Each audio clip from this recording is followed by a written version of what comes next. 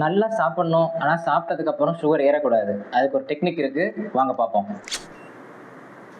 சாப்பிட்றதுக்கு முன்னாடி 86 இருக்குது. சாப்பிடும்போது முதல்ல நார் சத்து உள்ள உணவுகள் சாப்பிடணும், 2வது புரத சத்து உள்ள உணவுகள், 3வது மாவு சத்து உள்ள உணவு. அப்படி பார்க்கும்போது முதல்ல முருங்கைக்கீரையும் வாழைப்பூவும் சாப்பிட்றோம், அடுத்தது பட்டாணி, அதுக்கப்புறமா சாம்பார் சாதம் சாப்பிடணும்.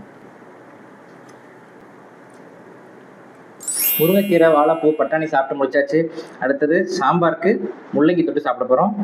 சாப்பிடும்போது நல்லா மென்று வாயில் உமிழ்நீர் சுரக்கிற மாதிரி சாப்பிடணும். சாப்பிடும்போது ஃபோன் பார்க்குறதோ டிவி பார்க்குறதோ கூடாது. மைண்ட்ஃபுல் ஈட்டிங் முக்கியம்.